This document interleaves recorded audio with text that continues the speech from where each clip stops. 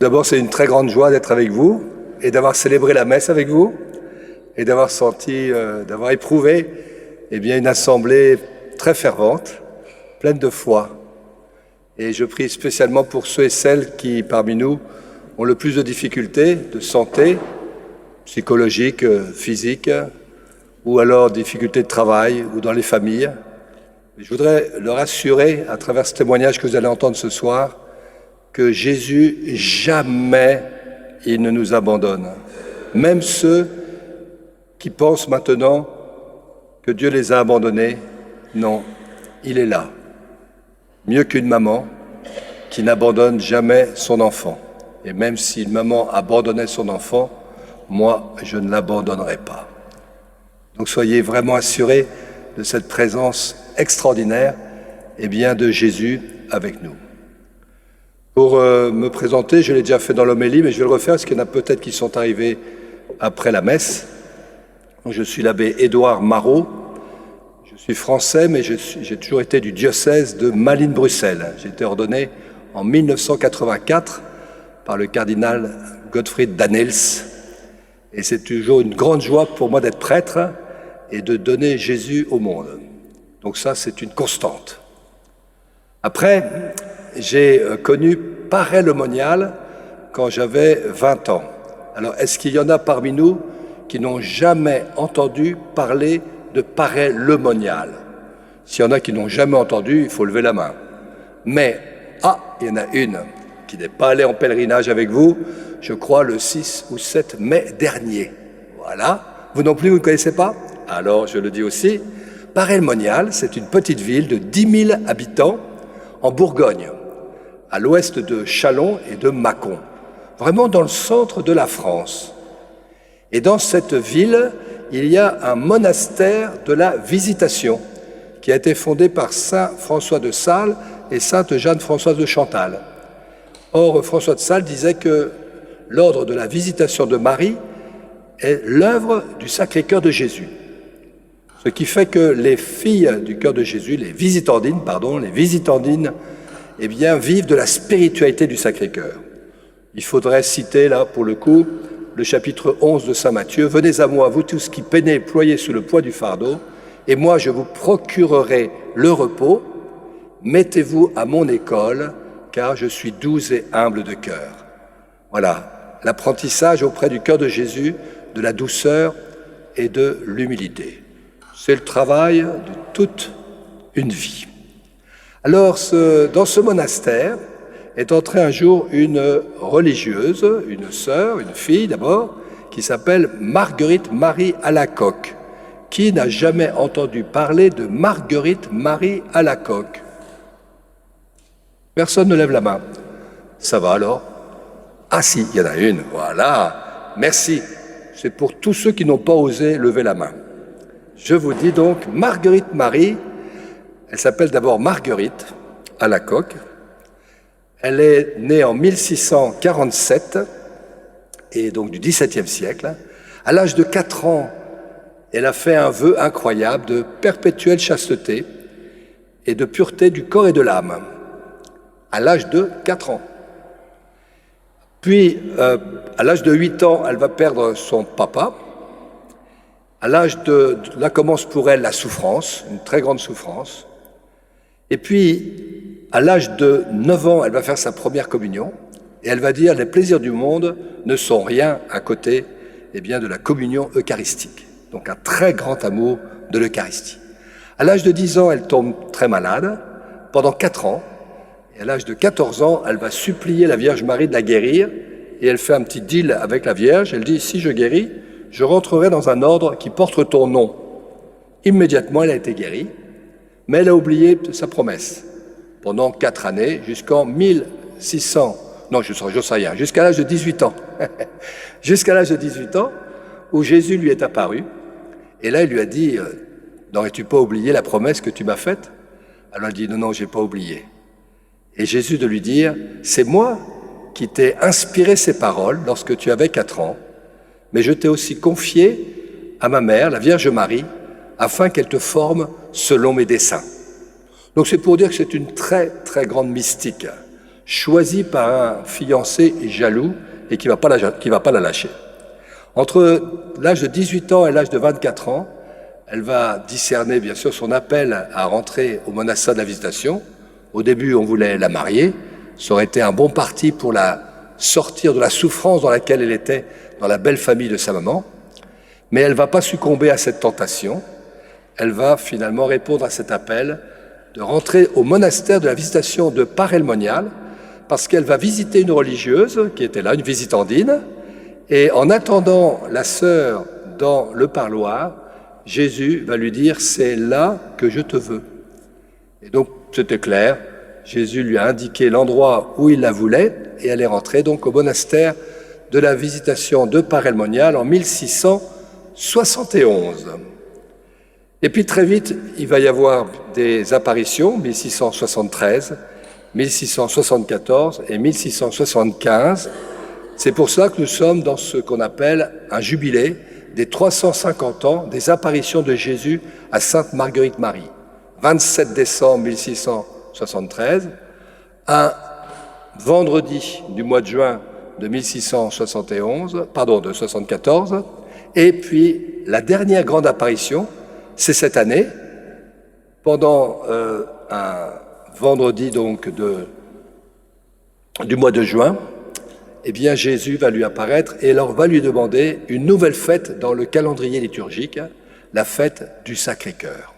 Et c'est comme ça que, à partir de Sainte-Marguerite-Marie, et ça va venir à peu près 250 ans après, il y aura la fête qui sera célébrée d'une façon catholique, c'est-à-dire universelle, dans toute l'Église, la fête du Sacré-Cœur.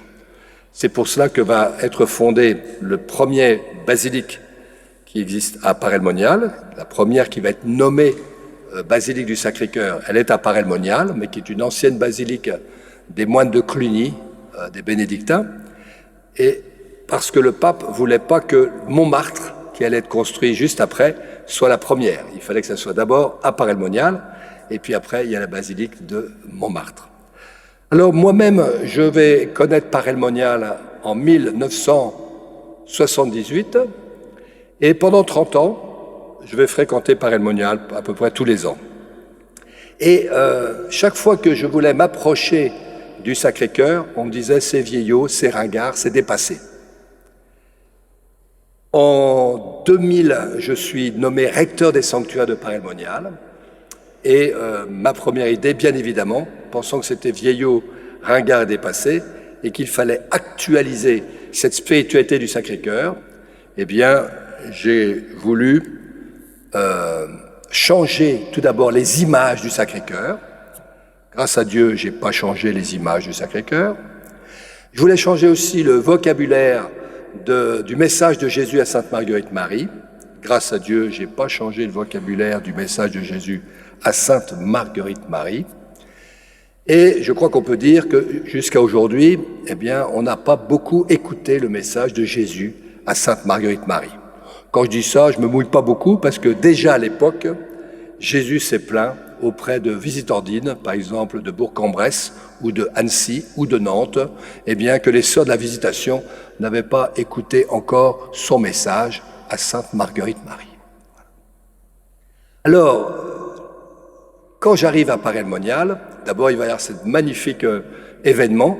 J'aime bien de le raconter parce que nous sommes dans une année jubilaire et le 6 janvier 2001, le pape Jean-Paul II fermait eh bien, la porte sainte de la basilique Saint-Pierre.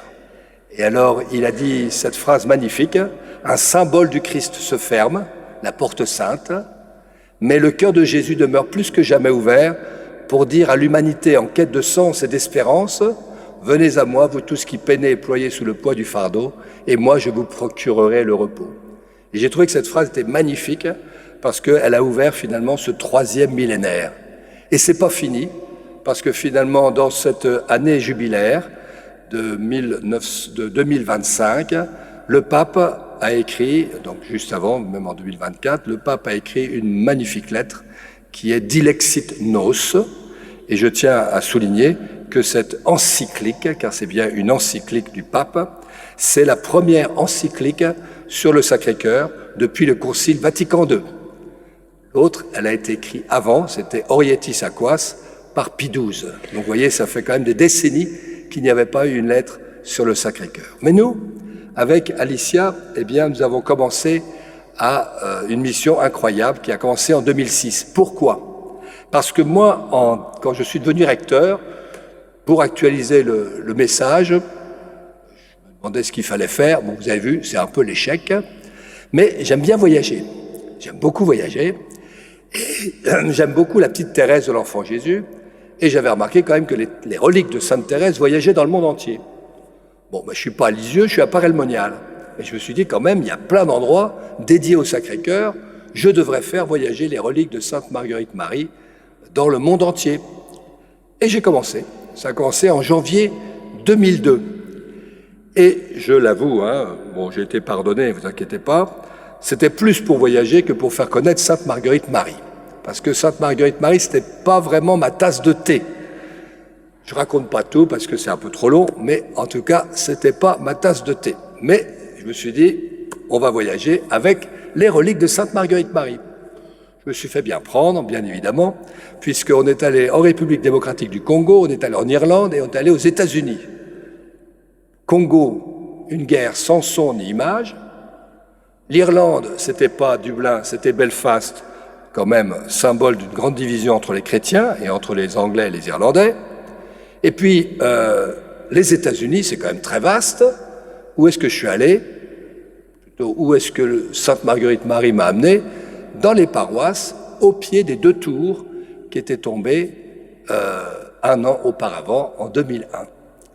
Et là, je me suis dit, j'ai découvert finalement Marguerite Marie, qui n'était pas ma tasse de thé. Eh bien, j'ai vu qu'elle était très aimée dans ces pays-là. J'ai entendu, par exemple, quelqu'un au Congo me dire « Ah, merci d'avoir amené la messagère de la miséricorde ». J'avais jamais entendu ce nom-là au sujet de Marguerite Marie. Et j'ai vu qu'elle était très vivante et que finalement, eh bien, Marguerite Marie amenait avec elle le cœur de Jésus pour consoler, eh bien, ceux qui étaient dans la peine et la souffrance. Donc, de 2002 à 2005, eh bien, les reliques vont commencer à voyager en Europe, et puis en dehors de l'Europe, une semaine aussi en Argentine. J'y suis pas allé moi-même, mais les reliques sont allées une semaine en Argentine.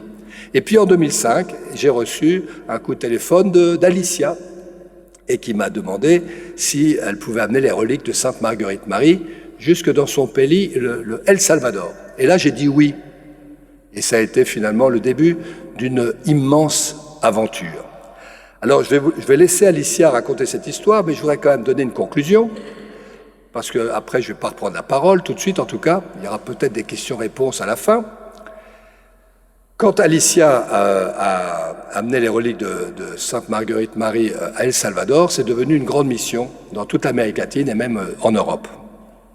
Et en 2009, comme vous le savez, j'ai terminé ma mission de recteur des sanctuaires de Paray-le-Monial. Et donc, je suis retourné dans mon diocèse, c'est-à-dire à Malines-Bruxelles, et à ce moment-là venait d'arriver Monseigneur André-Joseph Léonard, qui venait d'être nommé donc archevêque de Bruxelles. Et alors nous lui avons raconté, Alicia et moi-même, notre histoire, eh bien, de la mission des reliques de Sainte Marguerite Marie. Et là il me dit, Édouard, il faut que tu continues, eh bien, de diffuser l'amour du Sacré-Cœur de Jésus dans le monde entier. Ce qui fait que il m'a nommé donc référent d'une paroisse, Notre-Dame de Stockel, donc dans le nord-est de Bruxelles, et il m'a donné 7 jours par mois pour sortir de ma paroisse et aller là, eh bien, où nous sommes invités pour témoigner du Sacré-Cœur de Jésus. En plus, j'avais un curé qui était très sédentaire.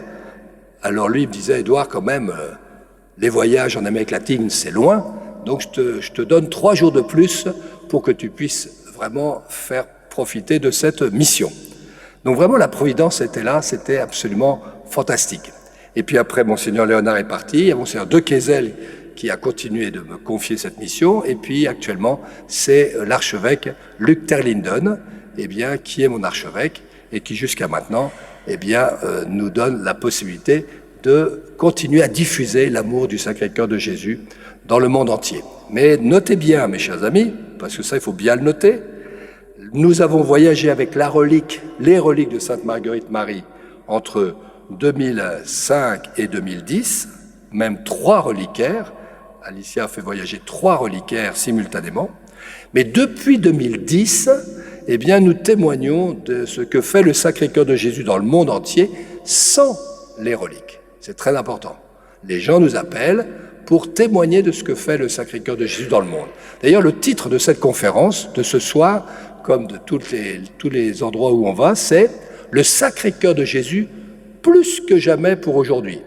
C'est une sorte d'antidote de ce que j'ai entendu avant, que c'était vieillot, ringard et dépassé. Et puis il y a un sous-titre, ça c'est plus pour moi que pour les autres, « Parler sans complexe du Sacré-Cœur de Jésus ». Il n'y a aucun complexe à avoir. Vous savez, le Sacré-Cœur de Jésus, il n'y a qu'une chose à dire sur lui, c'est l'amour. Il n'y a que de l'amour en Dieu. Il n'y a rien d'autre. Toutes les images qu'on peut avoir de Dieu, qui nous fait penser à un Dieu qui est vieux barbon, qui compte les points, qui va nous juger, qui serait même très content de nous envoyer en enfer, c'est complètement faux. Nous sommes créés à son image. Alors c'est peut-être ça l'exigence. Quelle est son image? C'est que Dieu est amour. Mais c'est un amour libre. Ça veut dire sans contrainte, librement et sans contrainte. Alors, être appelé à être à l'image de Dieu et d'aimer librement et sans contrainte, c'est une grande responsabilité. Et on peut refuser d'aimer librement et sans contrainte. Mais si on répond à cet appel, quel bonheur, quelle joie éternelle. Alors maintenant, j'invite Alicia de venir témoigner de cette belle mission que nous faisons depuis maintenant 15 ans. Mais en tout, on peut dire que nous avons fêté cette année les 20 ans de la mission du Sacré-Cœur de Jésus. Bienvenue Alicia.